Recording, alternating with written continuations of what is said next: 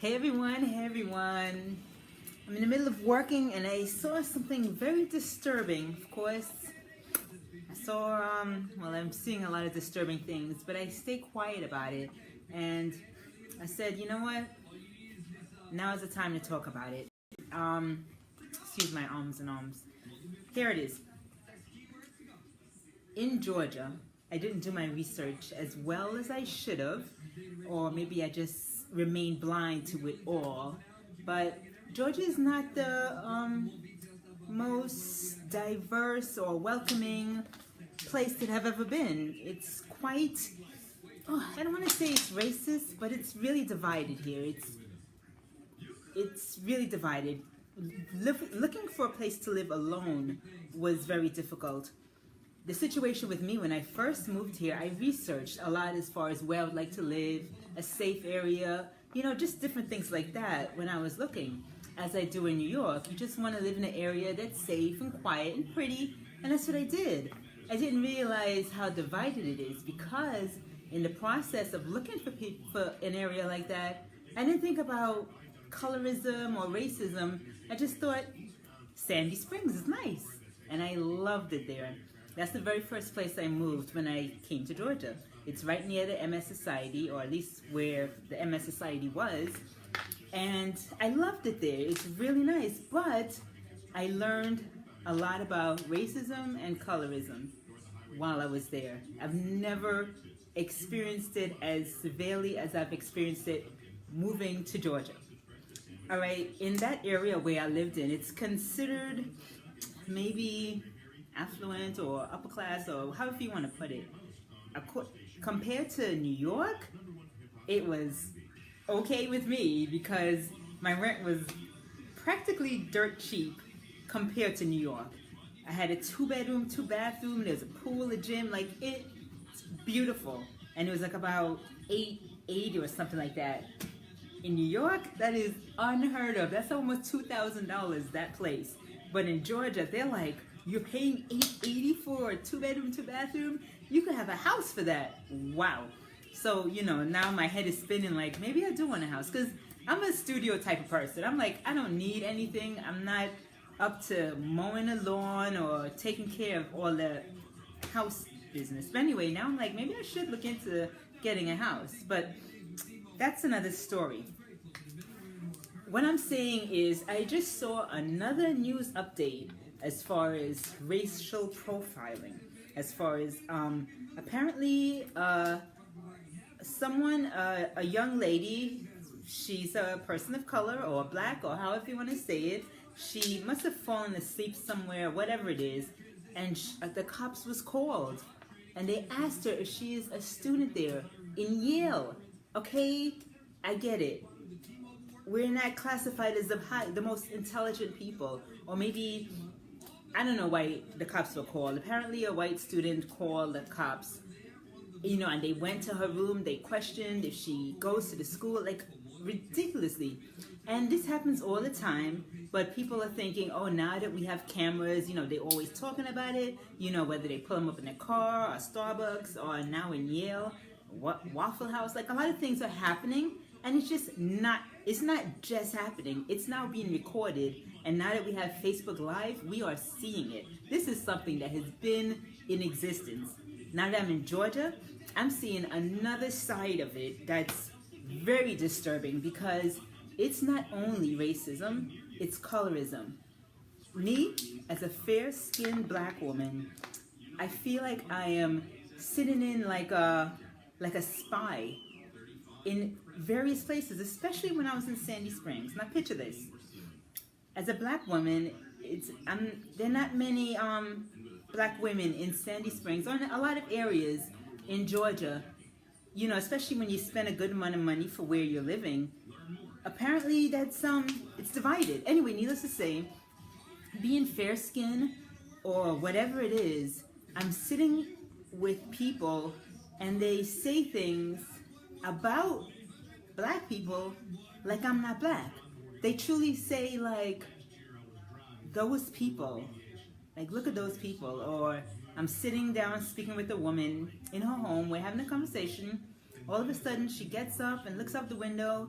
Somebody's walking, and she's like, that person looks suspicious. You know what he was? He was walking while black, as they call it.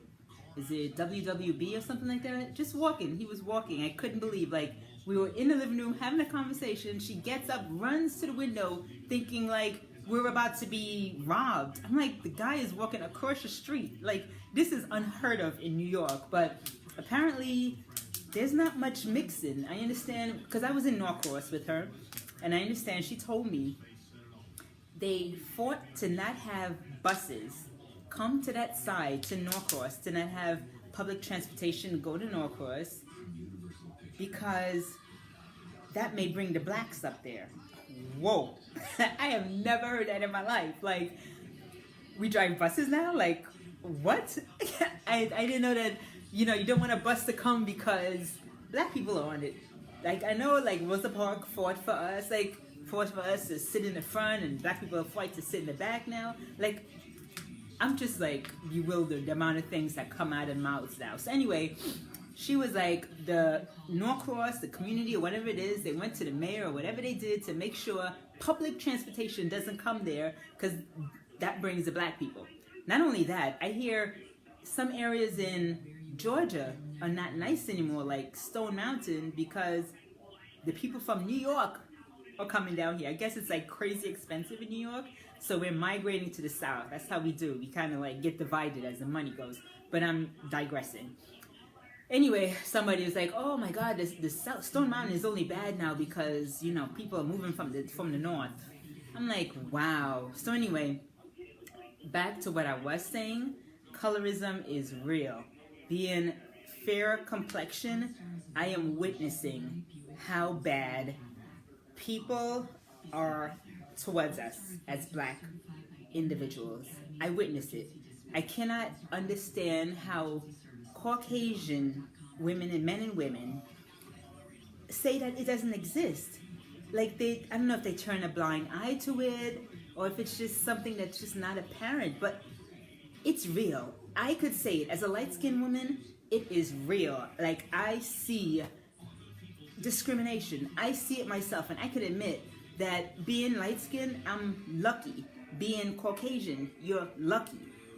It's sad to see it. Like, there is discrimination. Like, in Starbucks, I get the key to go to the bathroom. I could hang out there if I want to. Like, that's the spot I go to. I do drink, I do get coffee. I do, you know, I definitely wouldn't just loiter or whatever. But if I didn't order coffee, I could go to the bathroom. I could get the key. Like, I get privilege. And when I see that this happens, like getting arrested for just hanging out, or you're not given the key, like, it's disturbing, because I see myself as a privileged person, and not white privilege, but just privilege to be able to do what I see people that are darker complexion cannot do, and that really upsets me. I mean, I know I'm just learning now of different mixtures that I may have in me, but needless to say, I'm a black woman. I'm raised as a black woman. I definitely, there was even issues with people that are black towards people that are light skinned, dark skin and light skin, and that's the worst. Okay, that is the worst. Latinas and Latinos, I digress again, they are hard with each other. They really support each other, and they're strong. If you're Spanish, you're there for each other. No matter what kind of Spanish you are, light skin, dark skin, they really are supportive of each other. But I hate to say this, but people of color, why are we so divided? Not only is there like an issue whether you're from the West Indies or New York or Africa, like there's a lot of like teasing, you know, like different kinds of blacks, but there's also the light skin, dark skin thing. I have been, I don't even want to go to how difficult it has been to be light skinned. I mean, if people say to me, you have it hard because you're light skinned, like I've always wanted to be light skinned. So I'm like, wow, like I've always wanted to be dark skinned. So it's a very strange situation that we have now.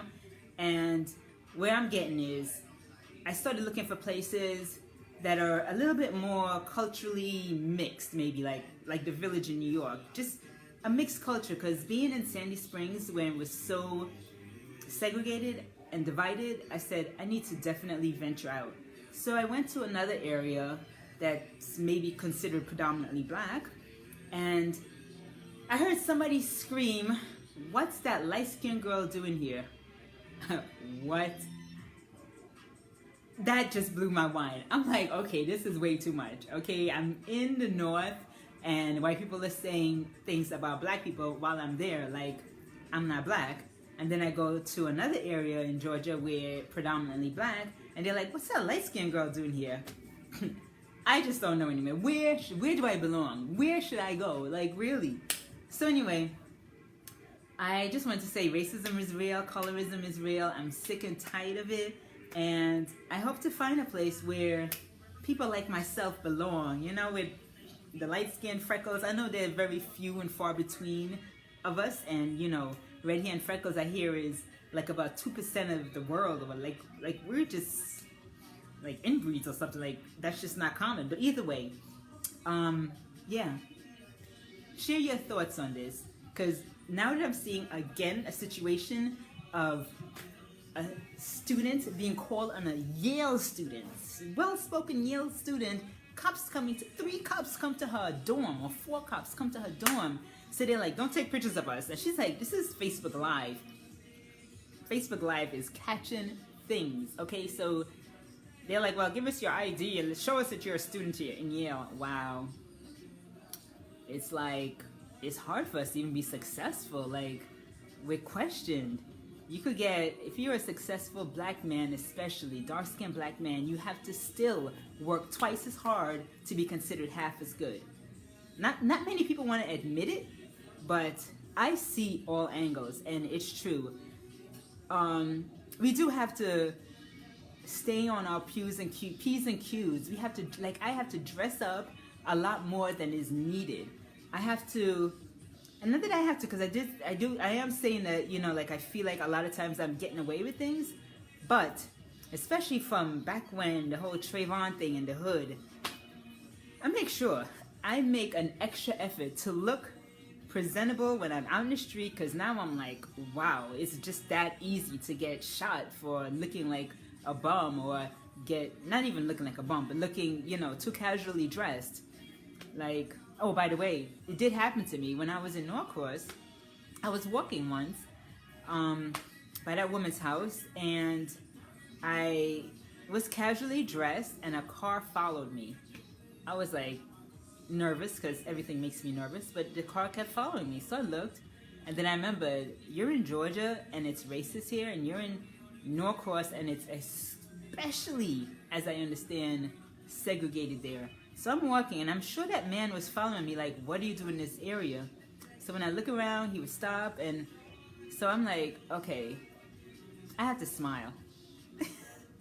For some reason, like, I'm trying to look non-intimidating. Is that the word? I just don't want to be intimidating. So, because I know if I turn around, like, rah, rah, like, what you following me for? I don't know if it's a man that wants to abduct me, or if it's a man that wants to report me to the police for walking in an area that I may not belong in. So anyway, I turned around and I smiled, and I think just seeing my smile, that I'm not aggressive person or somebody to be intimidated by, he just kind of like looked, and then turned around like, okay, she's okay. I think that's what it is. 98% of me say, okay, that's probably what it is, but it is what it is. It's life. And like I say many times, we're becoming more brown as a population. When I say brown, I'm not saying like not black, or when I say people of color, I'm not trying to say not black. I know we're trying to be very politically correct, but when I say like brown, the culture is mixing. Give us about 10 more years. I would say about 80% or 90% of the population is going to be mixed, okay? I think this whole thing with segregation or racism that's happening with my president, all of this is going to disintegrate. It's definitely becoming a lot less common when as we mix even more. It's happening. Like, we see it right now. The royal family, as far as the mixed relationship that's happening right now, it's coming to light. Like in a matter of months or years or decades, life is going to be a lot different here in America, especially now that we have the millennials that's going to vote, because 20, they're going to be like 20 and voting, and you know, that population, the little activists that's against the guns, things are changing. And oh, by the way, this whole thing that Trump is doing big things now, I'm very proud of him, and I hope this doesn't cloud any visions for Democrats, independents, people that are ready to take him or take over the House with the midterm elections. Continue to vote Democrat, okay? Because we don't know if he's going hard to keep the power, because if once he has that power, like after the midterm elections, we blew it. You blew it the first election, and if I know I digress, I always go back to my man Trump, but be careful, don't get blinded by these little accomplishments that he's having. It is possible that he could flip the script again, and then you vote, and then you missed out again for the third time. Anyway, see everyone later, okay? Just had to share that, and yeah.